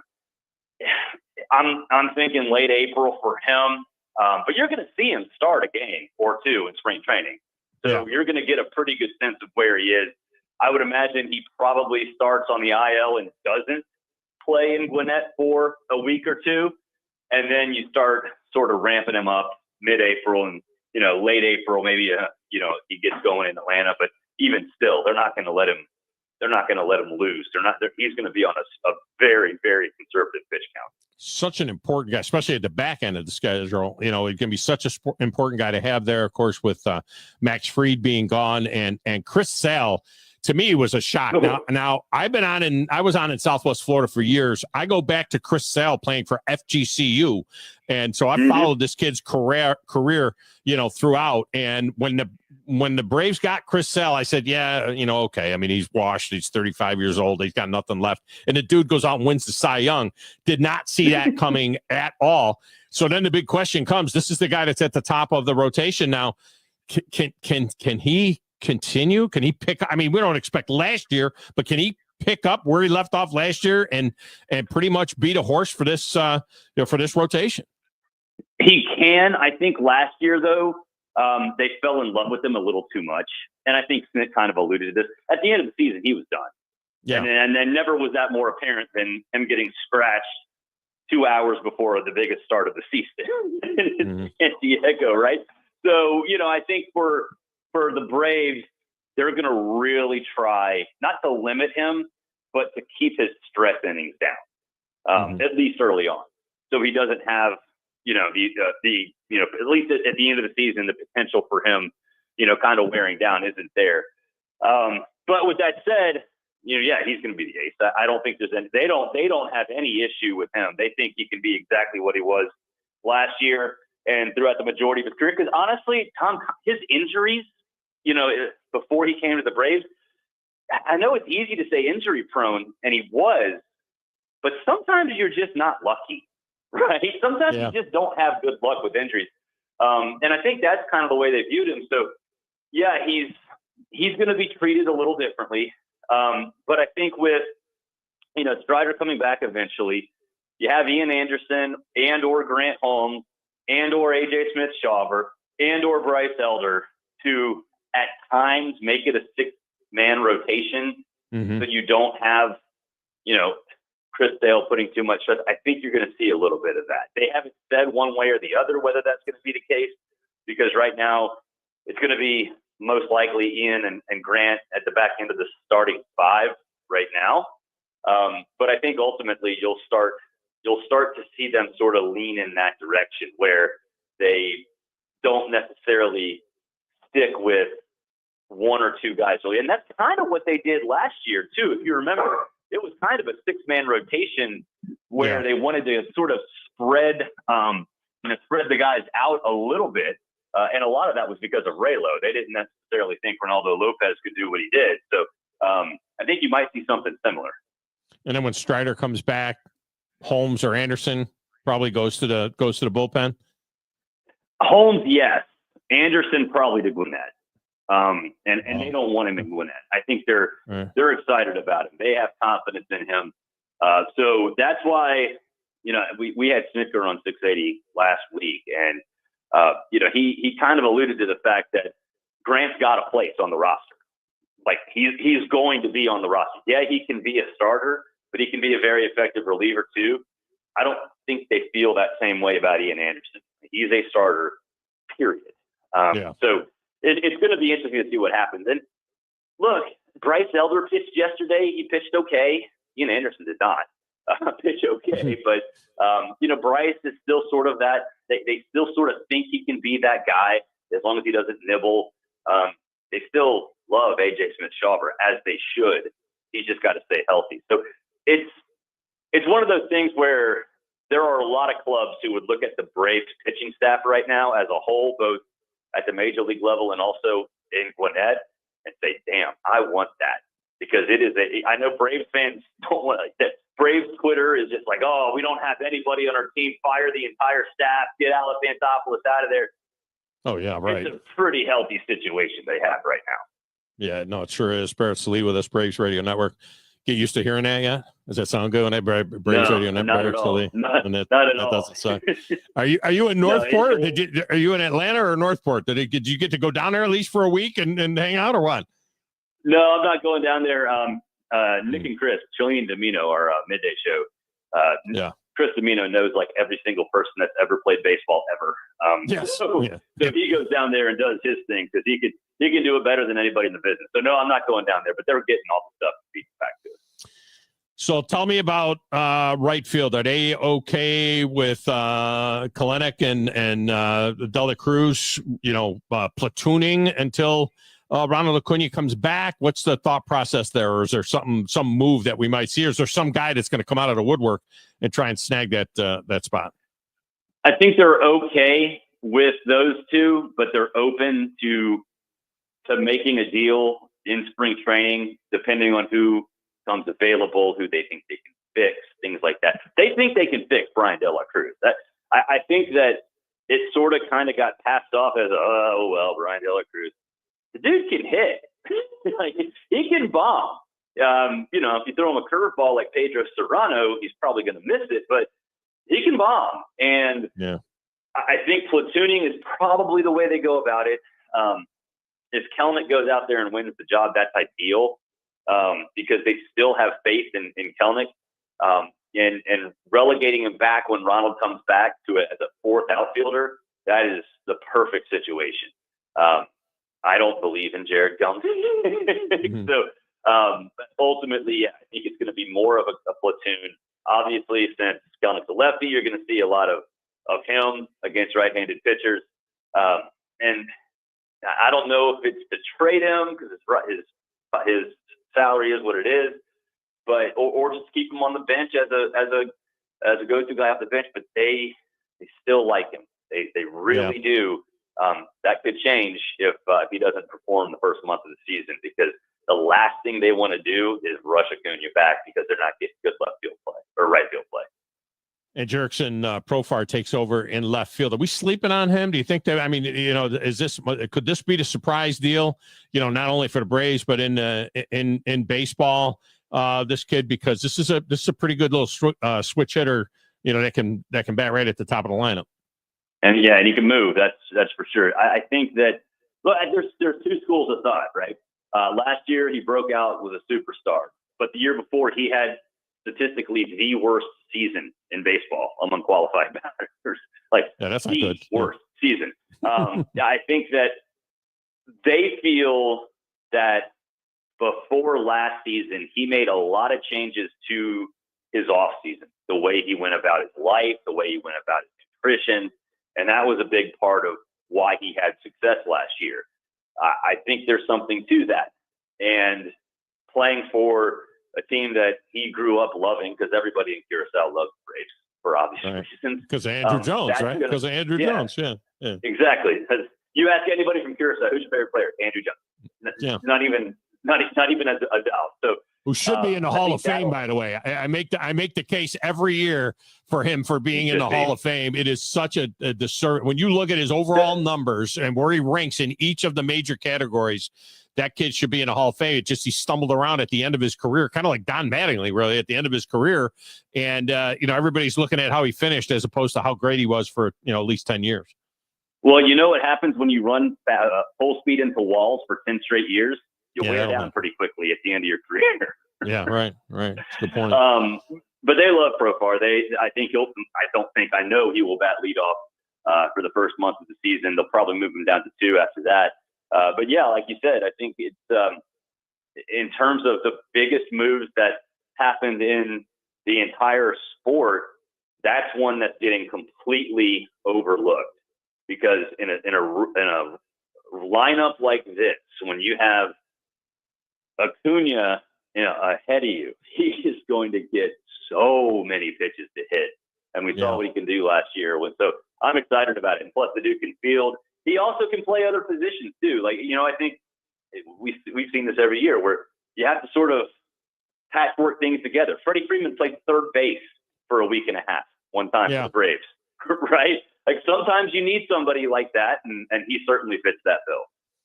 Who has better corners than Matt Olson and Austin Riley? I mean, can you think of anybody in baseball as a better combination on the corners than Matt Olson and Austin Riley? A healthy Austin Riley? No, I can't. Yeah, healthy, yeah.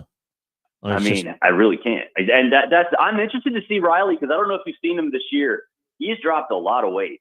He lose weight? And yeah, he looks different. I mean, especially around the face, you can see him like just in press scrums. He's lost a lot of weight, and so I think there's something to that. His sprint speed has always been pretty darn good. So defensively, you know what you're going to get, but you might see him leg some singles into some doubles, which I think would be huge too. So no, I can't honestly think of a corner infield better than those two. I mean, but Matt was so unlucky last year. I mean, his barrel rate, his exit velocity, all of that stuff was top 5, top 10 in the league. But for the first 2.5 months of the season, it just everything was right at somebody. Yeah. I when they first got him, I was like, I know this hurts losing Freddie Freeman. I get it. If Freddie wanted to be in Atlanta, he would have been in Atlanta. He wanted to go home. I understand that because that deal, when you think about the cost of living in California, that was no better than the deal he had on the table with Atlanta. But I tried to tell everybody that would listen, talk to me in 4 to 5 years. You got the better deal at first base, that Freddie. And Freddie has been, he's been a witch for the Dodgers. He's continued to play great, but I still think that, pretty soon you're going to see Matt Olson's numbers, exceeding what Freddie is doing in LA. I don't know, maybe not, but I love the guy over there. The contract's great too. I mean, the contract, it's great contract, friendly, and just so I think it's one of the things where both teams got exactly what they wanted out of it, which is great. No doubt about it. I hate the Dodgers, but yeah, I'd rather. I don't want Freddie to tank either. I like Freddie. Yeah. Well, we all hate the Dodgers. Everybody hates the Dodgers. That's okay. Again, some people in Los Angeles might hate them as well. Barrett Sallee has been our guest. By the way, Barrett, I went so far back with Kevin McAlpin that he was my Phillies guy. All right, back when I was in Nashville, Kevin was my Phillies guy before he became our Braves guy. And so hopefully we can lean on you every once in a while and get some Braves updates from you. We'll be hearing you, of course, on the pregame and postgame all season long. The stations that we are on are all Braves affiliates, so that's cool as well. So so we look forward to that for sure. Yeah, absolutely. And don't forget the rain delay shows. That's where things get weird. I'm excited about those too. Are you going to narrate the Andy Griffith show or something like that? I mean, we don't do that anymore. We're not doing that. I might. Depends on how long the rain delay goes. In hour 2 or hour 3, things get very strange. It gets a little bit dicey. I hear you. I feel you. All right, man. Appreciate you as always. Great stuff, and congrats on the gig. And we'll look forward to chatting down the road. Thanks, Thom. Barrett Sallee. I hadn't talked to him in a minute, and Joe, you talked to Barrett Sallee about college football, right? I mean, that's first thing that popped into your head. He was CBSSports.com, Barrett Sallee, college football, covered SEC for 15 years or so for CBSSports.com. And when I first saw that he got the Braves gig, I was like, really? And and it sounds like he's all in with it, and he obviously knows what he's talking about. So that's good. Well, he's been a season ticket holder for, years. And I even joked with him beforehand. I was like, so now that you're working with the team, just tell the family, hey, I don't need a ticket anymore, so we're kind of good. And so he's like, no, we're keeping the season tickets. Keeping the season tickets? Yeah, he's keeping the season tickets. The family's going to go to the games. He even talked to he said he was talking with his son, and he was like, look, man, you're old enough now that if you just wanted to go with me to the radio station, because the radio station he's going to be doing this at is literally in the ballpark. He's like, you could just walk around and kill time around the stadium if you want. And then, we just, once the game starts, I'll just meet you guys at the seats. Went up there last year when we went to the game. We had some time to kill after. We actually did whose show was it? Was my show? No, we did some show. One of the shows was done. Oh, no, I think it was the Blitz that morning. So we went up there and we did the Blitz was broadcasting from there. And then, did I do my show there? I can't remember. Anyway, So we have a great location. We have a restaurant that's right on the corner that's extremely friendly to us. That literally is right across from the gate. That's right there in the Battery. That's outstanding. And then I forget their name right now, but the guy is like, anytime you want to do a show here, you're right here. It's right underneath the Braves Country, the walk. You know that crosswalk where it says Braves Country. Joe, I don't know how many times you've been over to Truist, but there's the crosswalk I'm talking about there. So it's right underneath that, and then we just walk a block over. And we went up and visited 680 The Fan. And actually, the reason I did that was I wanted to go over, I've had a previous relationship with those guys. I've done shows over there and things like that. Almost ended up on that station back in 2005. But went over there, kind of wanted to check out their facility before we started the planning for our facility. I wanted to kind of get a feel for their facility there and see what they all had going on and, kind of rip off a few ideas from them to incorporate into our new facility. So if you haven't been to 680 The Fan, Joe, since they moved into the Battery, we'll get over there this summer. And it's really fun to see. It's really cool. I'm all for it. I love those guys. Yeah. You guys, not you guys, you weren't on the Blitz then, but they did. Yeah, it was the Blitz. Yeah, it was the Blitz that broadcast from over there. I know John was set up there. We got a great spot though to do it. So it was a day game. It was really good. We went over with Brandon. That's who we went over with. We went over with Brandon. He was the one, the business he works for hooked us up with, or somebody that he works for, not the business he works for, but one of his peeps hooked us up with tickets in the mezzanine. And we had great tickets in the mezzanine for that game. And I can't remember. I know I went over for a Yankee game as well. The Yankees got shellacked. That wasn't last year. It was the year before. Well, I'm pretty sure Brandon's probably having a good day right now because the Spring Garden girls are currently up by 52 points in this. Up by 52. Yeah, in the semifinals of a state championship. So, hey, it's 52 points in a semifinal game is pretty good. Yeah, not overly competitive, I would say, as far as the. I think at one point in time it was like 45-7 or something was the score at some point in time, but 6.5 minutes to go down at the BJCC, and Spring Garden's up 75-23 on RC Hatch. Reminds me of my take in the past about the women's Final Four, the women's tournament, the women's madness, which they had expanded the tournament. I'm like, why? I mean, come on. But you had when you had 24 teams, you had 4 teams that could win. Literally had 4 teams that could win, maybe 2. I mean, it was just like if it wasn't UConn or Tennessee or Louisiana Tech had their run. Of course, South Carolina's very good now, but it was just and if you look at the women's tournament, women's bracket, look at how lopsided all the higher seeds win. Now, I'm talking about now. You always get like 3 1s to the Final Four. It's just not a deep pool. And it's like you don't really need 64 teams in the women's tournament. You Tom, need it's gotten to the point now in this where they literally are finding open shooters underneath the basket. They'll pass it to them, and then they just pass it right back out. Are you watching a game? Yeah. Why are you watching a game? You're watching a girls quarterfinal game with Spring Garden? That's what you're doing? Semifinal, but yeah. Oh, okay. Yeah, semifinal. I mean, it's the state championship. It's the final. I wonder 48. what's on the. No, it's the semifinal. You said. Well, I know but it's the final 48. It's they win this and they're in the state championship. I'm going to say that game is pretty much in the bag. Oh, it's been in the bag since about halftime. I mean, I was in the bag when they got off the bus. It was in the bag. Yeah, it was pretty much in the bag then. All right, we get a break. We'll come back. We go open lines now. The rest of the show. We haven't taken a phone call yet. And it's Reaction Monday, but I don't know how much you want to react to. So we got some stuff to get into as well, including some more fallout from that Big Ten SEC meeting that took place in New Orleans last week. Something very interesting came out of that I did not know. We talked about what the SEC and Big Ten could do to playoffs within their own conference. Well, you're not going to believe what the SEC is talking about. It's literally on the table, and I'll explain next right here on the Thom Abraham Show.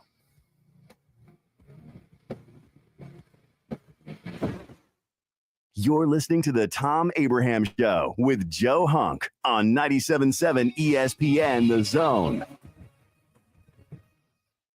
This is Brent Musburger's VSiN Action Update on 97.7 ESPN The Zone. For a limited time, GBank is offering a $250 bonus when you open a GBank Visa signature card. Apply today at vsin.com/GBank. Braves visiting Sarasota today to meet the Orioles in Grapefruit League play. The Orioles are minus 130 favorite at Ed Smith Stadium. The Braves are plus 110 on the money line.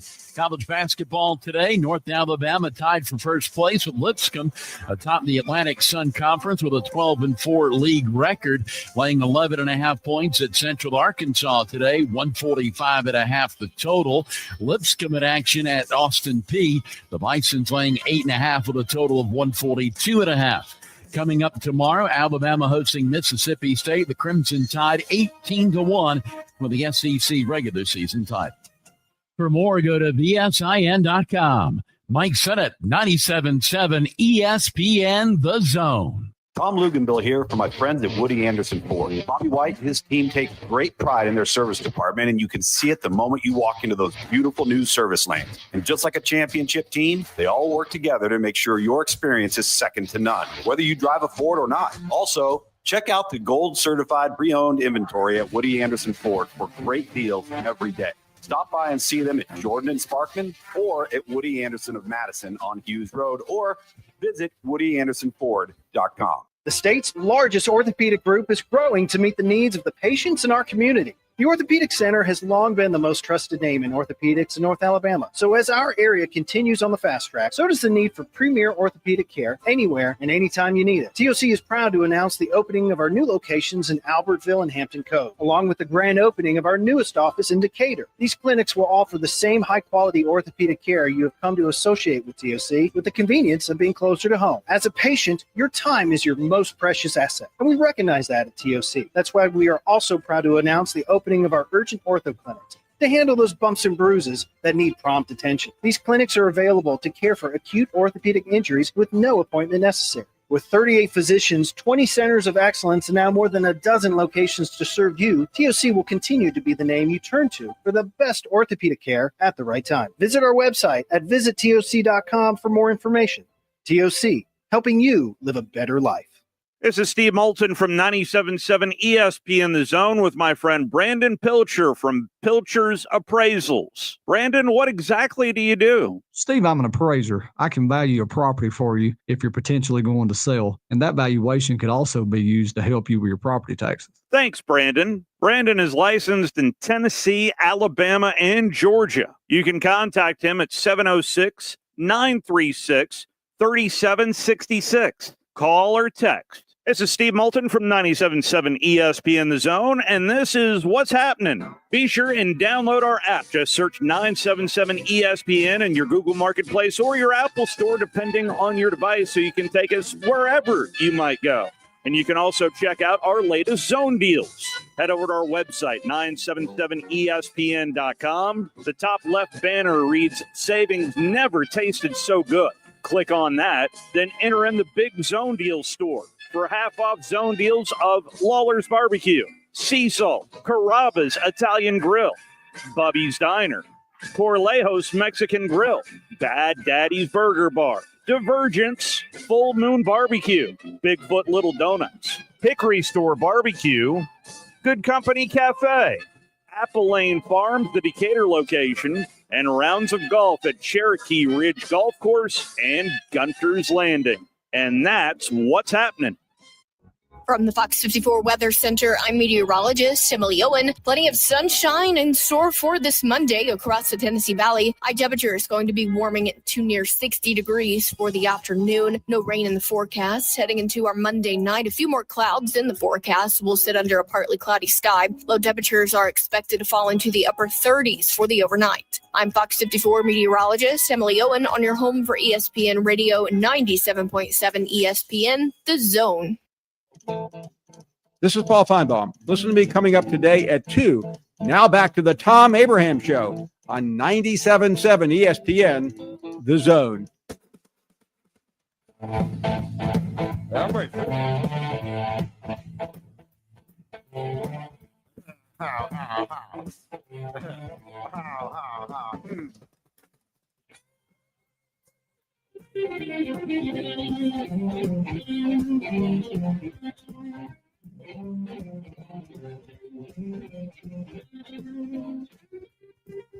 Welcome back, Thom Abraham Show.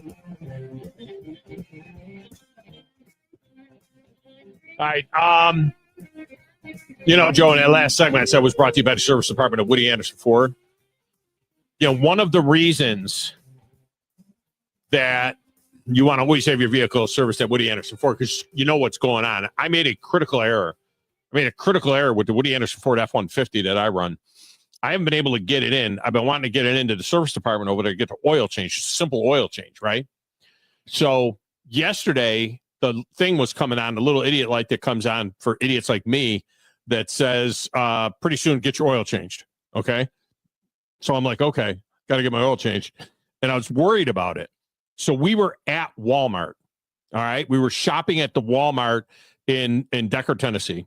So we're at Walmart, and my wife's like, well, just drop it off at the service department, let them change the oil. I'm like, Woody Anderson Ford. She goes, if you don't get it changed, what if something happens? Like, okay, fine. I'll have them change it. So I drop it off there, 2019 F-150, blah, blah, blah. Okay, no problem. I start getting messages on my phone. Your vehicle's in for service. I want to do windshield wipers, too. So new windshield wipers and change the oil. Okay, fine. High mileage synthetic. Okay, fine. So I get a message while we're shopping in a Walmart that my vehicle is in the bay now. Okay, good. Then I get another message saying your service has been completed. I said, okay, good. So we get done with the shopping, and we go back there to pick up the vehicle, and the woman checks us out, and it's like $60-something bucks, which sounds low because I'm thinking about the windshield wipers, right? And so I'm like, do we got new windshield wipers or not? And I'm looking at these blades. I'm thinking, I don't think I got new blades on here.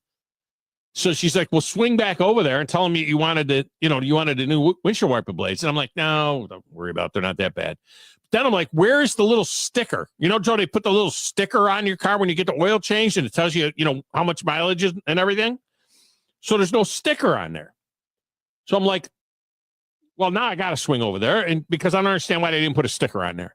So I grab my receipt, I pull around back, I go into the deal, and there's like 2 or 3 mechanics standing around in the garage. And I'm like, hey, do you guys put a sticker on there when you change the oil? And the guy says, yeah. He's like, I got no sticker. He says, well, what's the mileage? I said, I don't know what the mileage is. Here's the bill. So I show him the bill. He's looking at it. It's got all this information on there, everything on there, filter, this, that, and the other thing. But he can't find the mileage, and he can't find the sticker. So then he says to me, after 5 minutes of looking over the bill, right? He's like, we didn't change the oil in this car. I said, what do you mean you didn't change the oil in this car? You see, I just paid $60. He goes, yeah, we didn't change the oil because you have one of the plastic oil plug, and we don't have the torque wrench to torque it down. Now I remember that like a couple of years ago, once I tried to take it there out of convenience. I tried to take it there, and I remember now that they couldn't change the oil because my particular year of F-150 has this plastic oil filter plug, and they don't have the machine. They don't have the tool to torque it. They can't, so they don't do it. I'm like, you charged me $60. Yeah, I don't know why it did that. So now I got to go inside. The girl inside is having a hard time crediting me back. Luckily, the manager was there, and I said, but what about the blades? So he said, we'll put the blades on, no charge. So very nice. Appreciate that, Mr. Manager, if you're listening. They put the blades on. But I'm like, you guys charged me. If I wasn't looking for the sticker, okay, I was under the impression that my oil had been changed because I, paid for an oil change. And I pulled out of there. I mean, in another couple of thousand miles, my engine might have blown. They charged me for an oil change. They didn't change the oil. Because they couldn't torque it. Because they couldn't torque the nut. They can't put the plug back in. Trust me, it's bad when you get charged $60 and they can't torque the nut. Trust me. You can't torque the nut. I'm like, for $60, you ought to be able to torque the nut. And here's the thing. Now, I'm no Mahonic. I'm no mechanic, all right? But let me just say this. I have torque wrenches. I know what a torque wrench is. I don't know about how they change the oil on these things. I mean, what if I was changing? A lot of people change their own oil. What if I was just changing the oil? Do I not know how to put the plug back in to the oil pan because it's a synthetic or because it's a plastic oil plug, and I can't torque it? And it's like, well, we can't torque it properly. Here's a thought. You're freaking Walmart. You have a service department, right? It's not like an F-150 is a Lamborghini or some, an Aston Martin or some kind of item that you may never see in your service department. Do you think that maybe, F-150 pickup trucks are something that are fairly common since it's the number one selling pickup truck for the last 80 years? Maybe it's a big deal, an F-150. So what do you need? And I'm not even being facetious here. What do you need to be able to properly torque a plastic oil plug? Yeah, to torque the nut. Yeah, what do you need? You should know how to torque the nut. You should be, if you're torquing my nut, you should be able to have the right wrench to put on there to pressure on it so that you don't over torque the nut or under torque the nut, because you don't want to lose the nut, You don't want that to happen. That infuriates you even more. Or break the nut. That would be even worse. That's even worse. Then it's definitely not going to be usable. Yeah.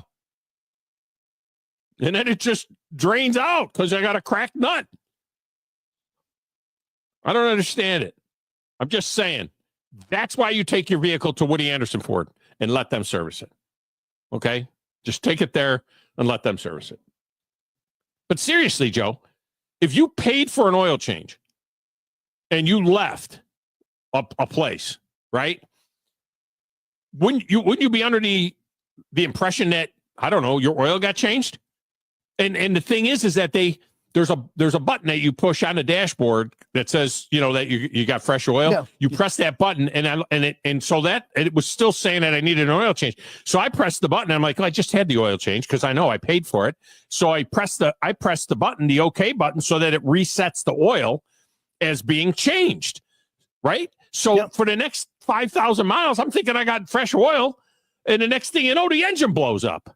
And then what are you going to do? Go to Walmart and say, I need a new engine for my F-150? And by the way, make sure it has a cast iron nut in the oil pan? Because that's a better nut to be twerked. Probably better to have a steel nut than a plastic nut. No, absolutely. Or if you could just do like, I'm saying, because, nobody else needs to go over there and buy it, because I know that Woody Anderson Ford has an F-150 Lightning. And that's mine. I haven't paid for it yet. Hadn't even talked to him about it. But that's mine. So don't go over there and get it. But then you wouldn't even need an oil change. So you're saying if it's a Lightning, it's nut free? Yeah, it's nut free. No nuts on nuts on a Lightning. No nuts on a Lightning at all. It's nutless. Actually, it doesn't even have an engine in the front of it. Matter of fact, in the F-150 Lightning, the front is actually a trunk. Where's the batteries? It's underneath the vehicle. No, they're in the trunk. They're in the front. They're underneath there somewhere, because it's not like in the car, they put them in the trunk. In a truck, because you got a bed. In a truck, I think they put your batteries underneath the front somewhere. But you have a trunk in the front of an F-150 Lightning. It's awesome. Yeah. But no nuts. It's I don't know if I want a truck that doesn't have nuts. My truck. I like a truck, plastic or otherwise. I like a truck that's got nuts. You know what I mean? I'm sure it has some. Just you don't have to torque them as often as what you would have to torque yours. Need a proper nut torquing tool. That's what we need. All right. My son just texted me, your truck hasn't had nuts since 2000. That ain't right. See? That ain't right. I don't think that's wrong. All right. Speaking of sons, I have a son. My son that is the third biggest Yankee fan in the family is in Florida for spring training now. I hooked him up with tickets to the Yankees and the Twins later this week in Southwest Florida, where I have a daughter and a soon-to-be son-in-law living down there, and my parents still live down there. So he's down there. I'm going to take him in. I'm going to say right now that in the ranking of Yankee fan, he is third. I'm going to still say that. I'm going to still say that the knuckle dog, Joe, is ahead of him. It's me. I'm the biggest Yankee fan of all of them. And then after me is Joe. And then third would be Danny. And then fourth would probably be John, although he doesn't really pay that much attention to baseball. I don't know if the ball's wound or stuffed. And then the fifth would probably be my son Thomas, who was the best baseball player of all of them. But because he didn't make the Yankees, he has a hard time watching them. He's gotten back into it, slowly getting back into it. But that's the son that was when he was 15, 16 years old. Joe, he changed his number from number 7. When he was 16 years old, he changed his number from number 7 to number 27 in high school baseball. And I asked him why. And he said, because the Yankees have retired 7. And when I get there, I want to have a number that nobody else has. And at that time, Giancarlo Stanton wasn't there and didn't have the 27. Don't worry. So he picked a number. His 27 isn't going to get retired because of Giancarlo Stanton, so it'd still be available. No, not because of Stanton. Yeah. But he's not, but my son's not available anymore. No, he's not available. But the 27 will be available. The 27's available, but still not retired. No doubt about it. Stanton's on the shelf, by the way, already. Shocker. He's on the shelf now. I'm telling you, like the DH rule was created for this man, and he still can't even find a team that he can stay healthy 162 games for. Because when he is healthy, but I'll tell you what, just being healthy. I'll tell you what, in October, he's as good as they get in October. Because he's terrifying in October. It's just he's useless until then. I mean, he strikes out on the worst looking pitches ever. He's going to strike out on a pitch that is 3 feet off the plate, and then he's going to tap his helmet and say, "Hey, I want him to check that pitch." With the ABS system. And it's going to be like, no, Giancarlo, you swing at that pitch when it hit the dirt 5 feet outside the plate, 55 feet from the pitcher. You swung at that pitch, so you don't get to check that pitch. In the course of 48 hours, I saw Giancarlo Stanton hit a double down the left field line at Wrigley Field. And then 48 hours later, I saw Miguel Cabrera hit a home run at what is now like Guaranteed Rate Field. And the sound off of Giancarlo Stanton's bat made it sound like Miguel Cabrera barely even got anything for an infield fly. It was so incredibly loud off his bat for the double that I think people that were not paying attention at the game ducked because they thought a shotgun had went off. It was that loud. Do you know why the Braves-Orioles game was canceled today? Is it raining down there? I know it's. I think Yankees Red Sox coming up at 3:05. Is it raining down there? I think it actually is. All right. I wonder if that's what knocked that out. I wonder if we're going to get a Yankee Red Sox game because I'll be trying to watch that. Speaking of baseball, former Vol Christian Moore. You know this kid, right? Absolutely. Christian Moore. He was the Angels' first round pick. Had 100 at bats for the Trash Pandas last season. Hit 347 with 6 ding dongs and 20 RBI. Right? I mean, he was like a phenom for the Trash Pandas last year when he came up after the Tennessee Vols season. Anyway, he was in the middle of a pretty comical deal yesterday. Did you see this in spring training yesterday? I have not. Christian Moore was up. Christian Moore was, first of all, he's wearing 94. So I don't think the Angels are thinking he's going north with the team or wherever they go. He's not going west with the team from Arizona to California. I don't think he's going west with the team because he's wearing 94. Although he wore 94 for the Trash Pandas too. So maybe that's his number. Maybe he's thinking that he's going to be the first player to wear 94 and have it retired. I don't know. So anyway, he's up with 2 outs in the bottom of the 9th, Joe, in a spring training game yesterday in Arizona. 2 outs, bottom of the 9th. Angels are trailing the Indians 14-1. And number 94 is up at bat. Okay? It's the 3rd spring training game of the season.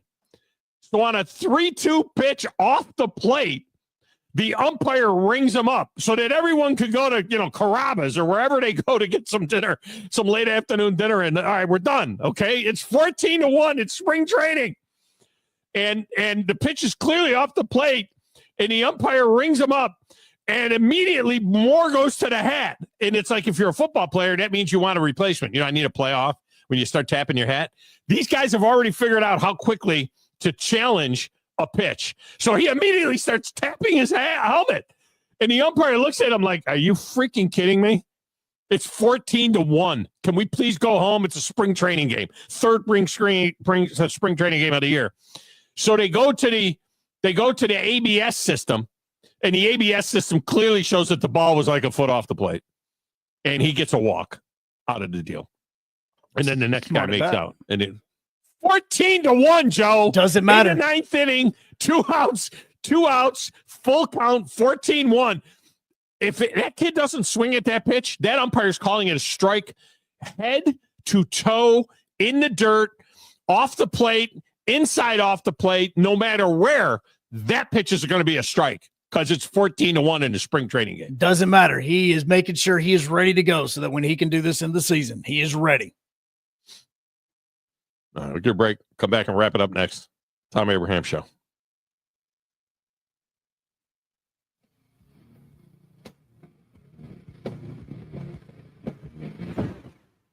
You're listening to the Thom Abraham Show with Joe Hunk on 97.7 ESPN The Zone. What does it mean to be a part of the Southeastern Conference? That you scheduled your wedding and even your child's birth around your school's game? Of course. But it means more than that. It means you're home to hundreds of Fulbright, Truman, Goldwater, and Rhodes Scholars. It means starting out as the birthplace of American public higher education, and now leading the way in unmanned spacecraft. This is the SEC. And here, it just means more. What does it mean to be a part of the Southeastern Conference? That there's an honest-to-goodness chandelier in your tailgate tent? Perhaps. But it means more than that. It means pioneering medical solutions to predict new flu viruses. It means leading globally diverse teams to eliminate starvation in developing countries. And it means being home to one of the nation's top cybersecurity programs. This is the SEC. And here, it just means more. The new favorite place for delicious Mexican food is Coralejos Mexican Grill in Huntsville. Check out their reviews on Facebook and you'll see what people are raving about. Enjoy drink specials all day, Monday through Thursday, like house margaritas for $3.99 and 12-ounce drafts for $2. Even vegan-friendly entrees on Monday starting at $5. Coralejos Mexican Grill, 1658 Old Monrovia Road in Huntsville. Follow them on Facebook and Instagram to stay updated on their specials. We aren't a winning school. We are a championship school, and we make legends. Join the Crimson Tide as they look to continue to rise to the top of the NCAA basketball mountain.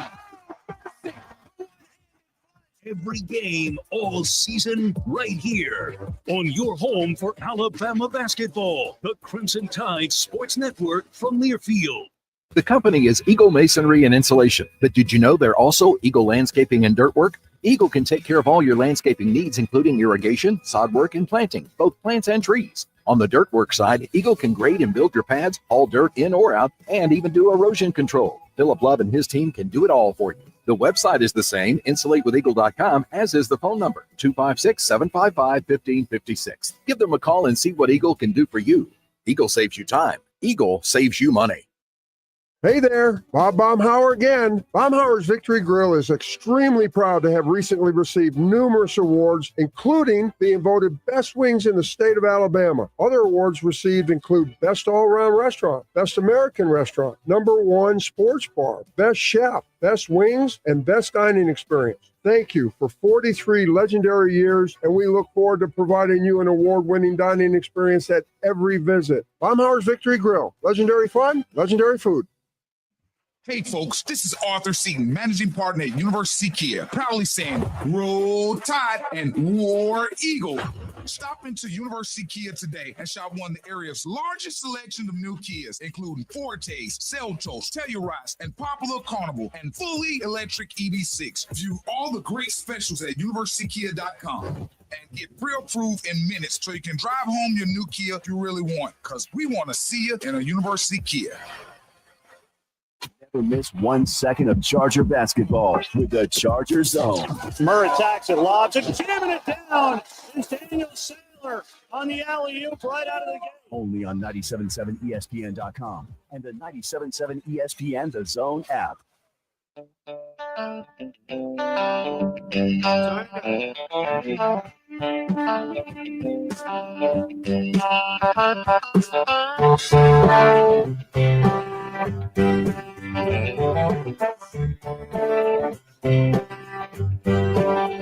segment of the show is brought to you by Owen Home Appliance Center, where it's laundry season at the Owen Home Appliance Center. And you can come out to the home show at the VBC on March 7th and not only come to the Owen Home Appliance Center display and see all the great washers and dryers from places like Maytag and GE and Whirlpool and Electrolux and Speed Queen, but you can see me, because I'll be there doing the show on the 7th from noon to 2 at the home show. Well, check them out. It's Owen Home Appliance Center. Quality products, quality pricing, and quality service. It's all in the name, Owen Home Appliance Center. Yesterday, Sean McDonough was doing the Pittsburgh Penguins game against the Capitals and on ESPN. No, Saturday. On Saturday, and he worked in some Mike Lane calls. He worked in Scratch My Back with a Hacksaw when Sidney Crosby scored. It's one of the most famous lines in hockey broadcasting. Is Mike Lane's, when a guy would score, he'd say, "Scratch my back with a hacksaw," which would be, probably would bleed, I think, if you did that. But that was one of his great calls. He also had to call saying that a player was smiling like a butcher's dog. And another big, he was a big Elvis has left the building kind of guy as well, Mike Lane. Gone way too soon. Al Troutwig also passing away. We had that for you earlier. All right, some other texts. One of the guys reminded me of that. Text and tweets from the top of the hour. Some other ones that are out there. Chubby Ninja says, which nuts needed torque? These nuts, of course. The plastic. Yeah, those are, the plastic ones. Yeah, those are on Nick Saban's Mercedes. Is these nuts? Is the ones that he has, on his car. Text window. Carrie from Scottsboro says Bama falls to 6 in the AP poll. P-O-L-E. Oh, Carrie, it's not an actual poll. You know what I mean? It's a P-O-L-L. It's a poll, not a pole. I mean, it's not like an actual pole that they slide down like a fireman. Carrie? I love you, Carrie. You know that. I'm just busting your chops. Text window. I guess that was it. There was another one I wanted to work in here, but I can't read it. It's probably for the best. A little too graphic. Yeah, probably for the best. A little too graphic. I don't think I can get that one in there. SEC basketball players of the week, Mark Sears and Tennessee guard Chaz Lanier. SEC co-players of the week. Sears averaged 32.5 points, 4.5 assists, 3 rebounds, and a steal against Missouri and Kentucky. He had 65 points and just over 36 field goal attempts, shot 54% from the field and 42% from three-point range. And 90, more importantly, well, not more importantly, but how about 17 of 18 from the free throw line? So good job by him. He shares the player of the week in the SEC. The SEC freshman of the week is Oklahoma guard Jeremiah Fears, not to be confused with Mark Sears. All right, tomorrow's show is going to be at Baumhauer's. There you go. Those of you watching on WZZN TV, there you go. There's my Baumhauer's coffee mug for today. Baumhauer's, that's where we'll be tomorrow. Come on out and see me. Say, hey, let's hang out and have a great meal at Baumhauer's together tomorrow. Coming up next, it's the Paul Feinbaum Show. I'm Thom Abraham. And this has been the Thom Abraham Show.